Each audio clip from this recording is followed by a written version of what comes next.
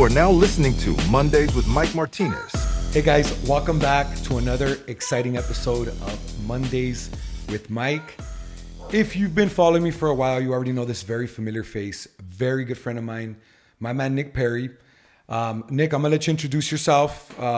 What business do you run? And let's talk a little bit about where you were raised, bro. How was your upbringing? And let's get started with that. Yeah, no, first of all, thank you for having me on. Always honored to hang out with Mike Martinez, one of my favorite people in the world. So appreciate that. But I run a business. I run a few businesses. The main business that I'm known for is my real estate wholesaling business, Want to Sell Now. And I have a training and education program called 7-Figure and 8-Figure Cartel. I own a couple other businesses, but I'll keep it short. I originally grew up in Northern Virginia, right outside of DC. Broke, busted, disgusted, had nothing to my name, and it's been a journey to this point. That's right. So do you come from a family of money? We have a lot of different entrepreneurs that come onto the show, all walks of life. So people want to know, did you have that privilege of growing up with money? Was it, what was that like for you? No, I mean, quite the opposite. So my mom, I had divorced parents. So my mom and my stepdad, they raised me until I was about 12 or 13. Then my mom couldn't handle me anymore, and she gave me over to my dad. So my mom and my stepdad, they were middle class. My stepdad was in the CIA.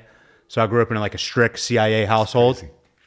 And, we lived in a $150,000 house that, was 3 bedrooms, 1,500 square feet, nothing special. And, my being government worker, there was never really any extras to go around. It was just your typical lower middle class America, right? Gotcha, yep. I didn't know any different. I didn't think I was rich or poor. I just kind of felt like I was in the middle. And then when I went to go live with my dad, when I was 13, there's a stark contrast. My dad was a landscaper. So he didn't make much money.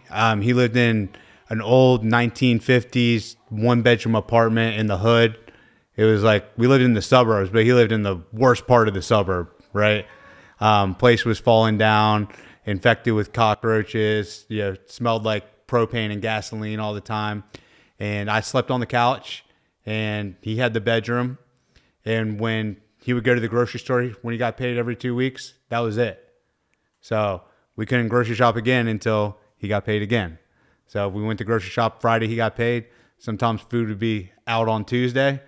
And I was like, you gotta figure it out. We gotta wait. From what age? From 13, 14? So it was like the Kendrick Lamar, like syrup sandwiches and, grams allowance. That was the real stuff.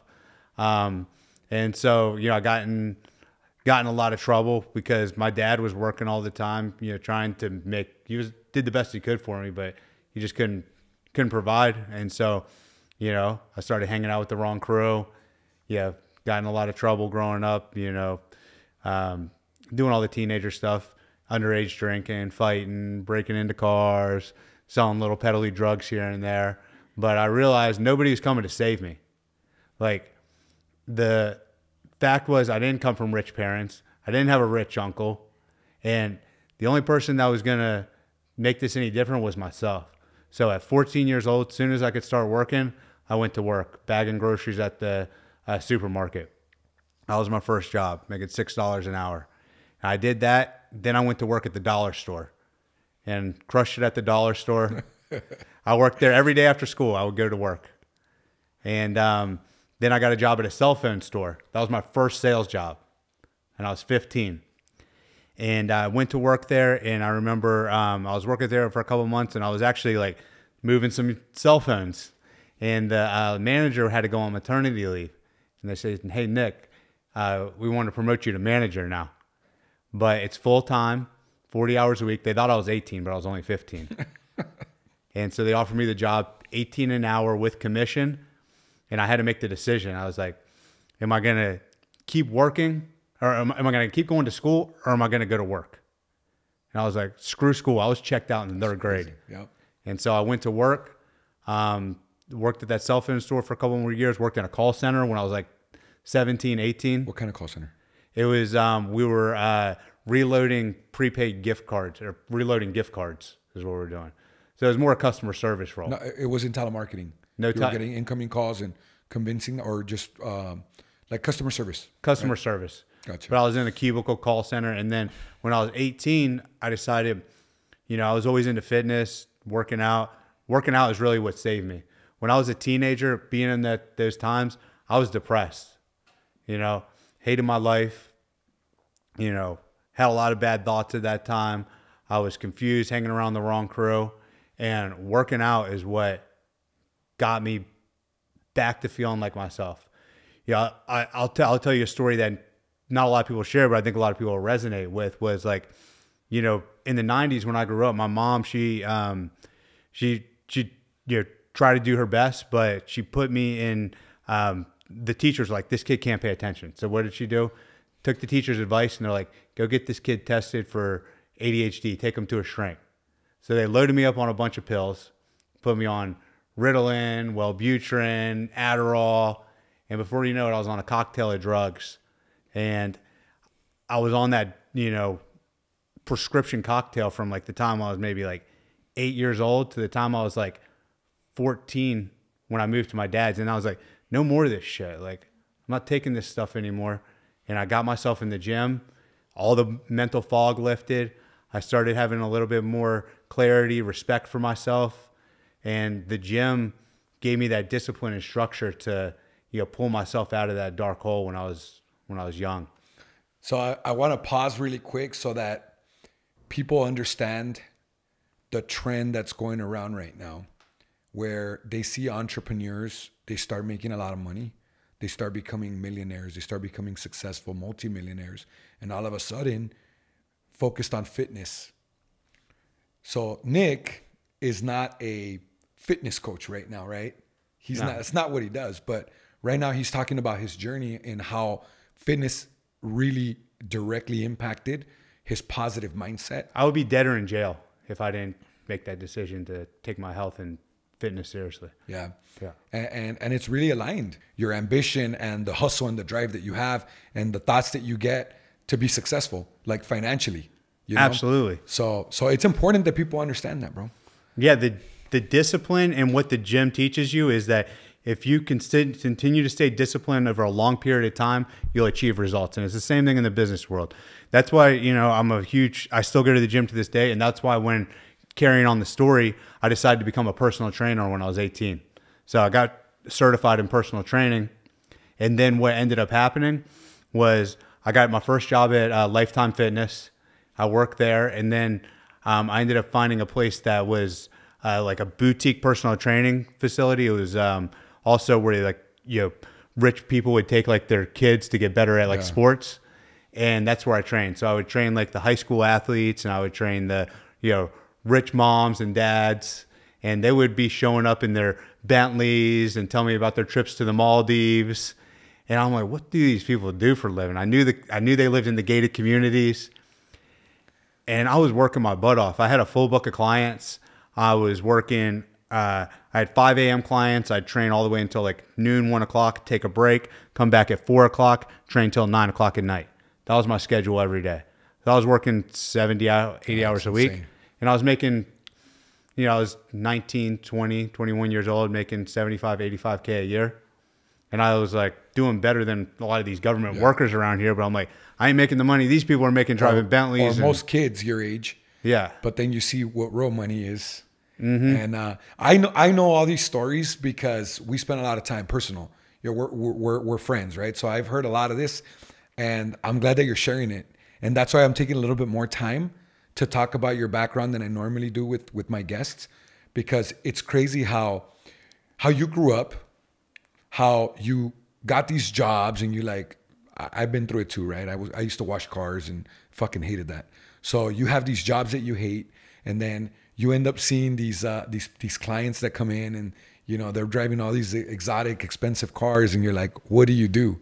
So I normally, right around this point, I ask, how did you find real estate? How did you get into it? And this is a perfect segue into that. Yeah. How did you find real estate, bro? Yeah.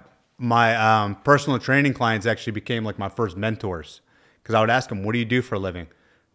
And shockingly, none of them had 9-to-5 W-2 jobs.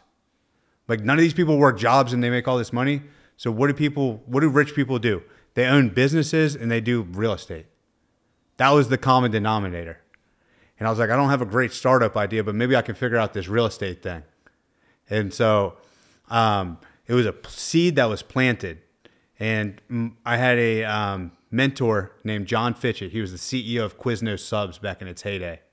And he kind of took me under his wing and showed me, sales, entrepreneurship. And I worked with him for 3 years after I finished personal training. I'll keep the story short, but he gave me kind of like the business chops in order to go out and feel confident enough to start, doing real estate on my own, even though I felt flat on my face when I originally started. So how did you get into wholesaling real estate? Like, how did you find that niche? Because it's a niche. Mm-hmm. Wholesaling real estate is a niche within the real estate space. How did you find that niche, and how did you get started in that? Great question. So I knew I needed to get out of my hometown in Northern Virginia. So I packed up my Mazda 3 and with a bunch of trash bags full of clothes, and I drove down to Austin, Texas. Didn't know anybody, had no job, no connections. I only had $5,000 to my name. I was running out of money quick. And I was like, I need to start a new life for myself. And I don't want to answer to a boss. I want to start my own business. I never did good taking orders in my life. And I was like, I'm going to make this entrepreneurship thing work so I can call the shots. So real estate I was like, I need to hone in on this. But I was like, I don't have money. I don't have a license. I've got baby credit. Like, how am I going to buy a house? I don't know how this is really going to come together. And so I came across real estate wholesaling, and they're like, you don't need a license. You don't need money. You don't need credit. I was like, well, shit, I'm qualified. And so that was how I originally started. Was I got on YouTube University and started, educating myself. YouTube University. I got my PhD. So, dude, look, often I ask, what were your struggles? Because at this point, this was your first business technically that you started, right? Mm-hmm. What were your struggles? Did you find anything easy about it? Not at all, because being the first business and, seeing real estate wholesaling, I'm like, is this fake? Are these people all scam artists that are, posting these videos online? Like, am I just like being a complete idiot following all this? So I had like all these like, doubts in the beginning. And I didn't really have like any entrepreneurship skills at all. So I struggled terribly. It took me 104 appointments to get my first deal. I was terrible. How much time? Every bit of time I had. So here's what I would do. I would handwrite yellow letters on my kitchen table until my hand cramped up and I couldn't stay awake anymore. And I would stuff all the envelopes and send them out and hopefully get a couple calls. Then I would do the same thing. Every night I would go out and I'll put bandit signs out every single night. And then I would get calls and I would drive all over Texas because that's while I was in Austin. So I'd drive all over Texas in my Mazda 3 that had no AC, and I, middle of the summer in Austin. And I just had back surgery, so I had a big hole in my back at the time too. So it was like getting infected. It was terrible. And I was getting kicked out of every house. I'd walk these properties. Hey, Mr. Seller, I'm here to buy your house. And I had no experience. But you already had a little bit of sales experience. Yeah, but I didn't know how to comp very well. And I thought I had sales experience, but I'll tell you where my real sales experience came in here in a few minutes. But I was, on appointment like 75, getting my 75th no. And I remember my back was hurting. I was coming back and I had all these limiting beliefs coming to my mind. And I was like, man, maybe I'm not cut out for this. Maybe these people really are scam artists. Maybe they can do it and I can't do it. All the little bitch voices. Talk about persistence, came into my mind. And it was this one defining moment. Like I thought about quitting. And I had sunken cost fallacy. Do you know what sunken cost fallacy is? No. When you go so far down a road, you spend so much money, time, or energy that it's like, I got to complete it now. Like I have to.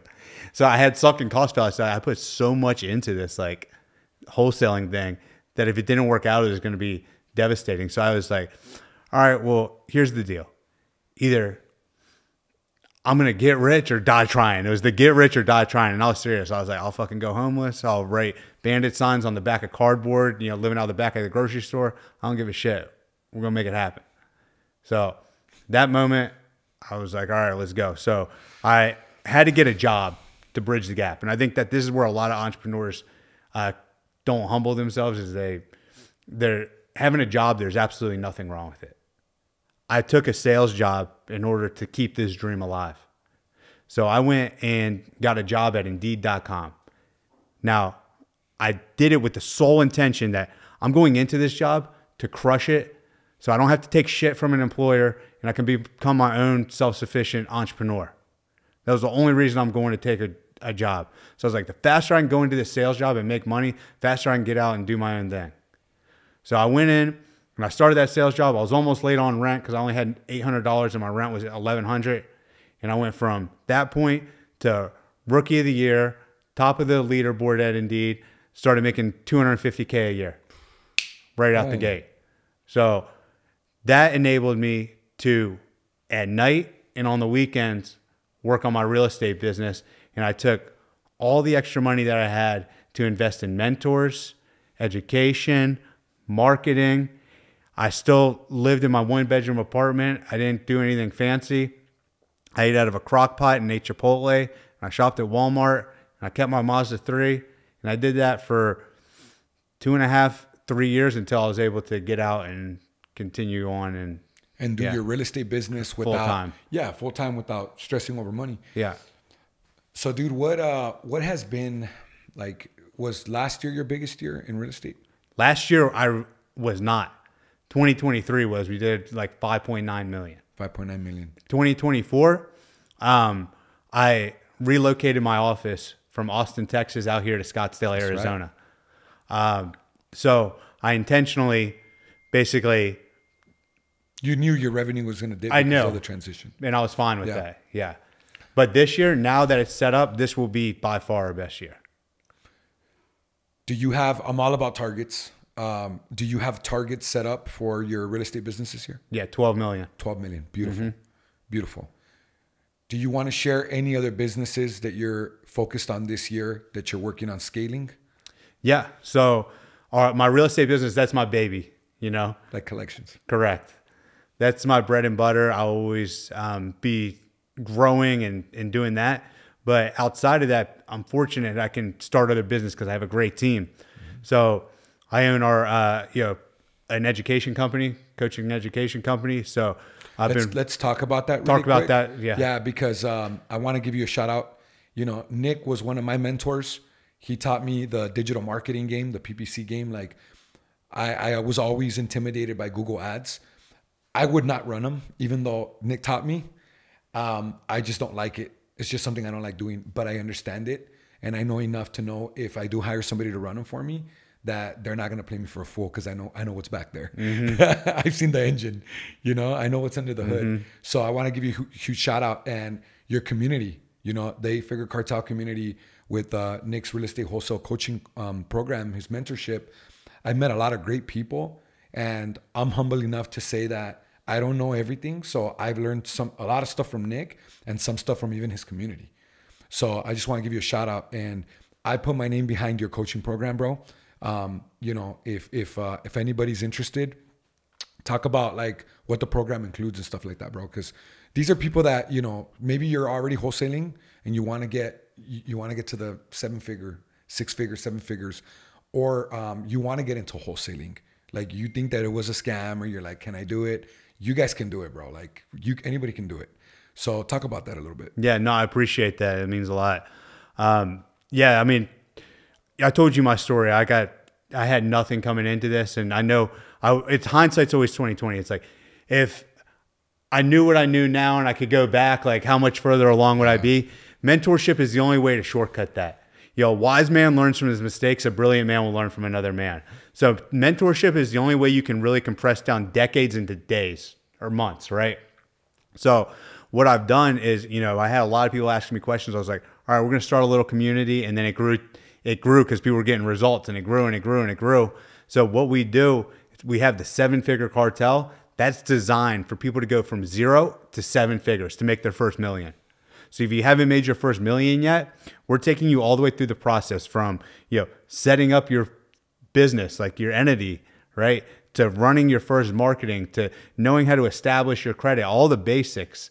Now, how to run marketing properly, how to do sales and talk to sellers and make offers and underwrite properties anywhere in the country. And most importantly, like how to sell these deals and cash checks and get deposits and do that on autopilot and then grow it. So you don't have to be in the business. You can work on the business. So I'm very proud, like 1 out of every 4 people that come through our program self-report doing over $1 million. That's right. And I mean, the rest of them are still doing great. People that don't apply themselves, just like anything, you don't apply yourself, you don't get results. Yeah, I'm in the 8-figure, so that's a step above. That's like you already know what you're doing. You just need help scaling it bigger and running it better, more effectively, more efficiently.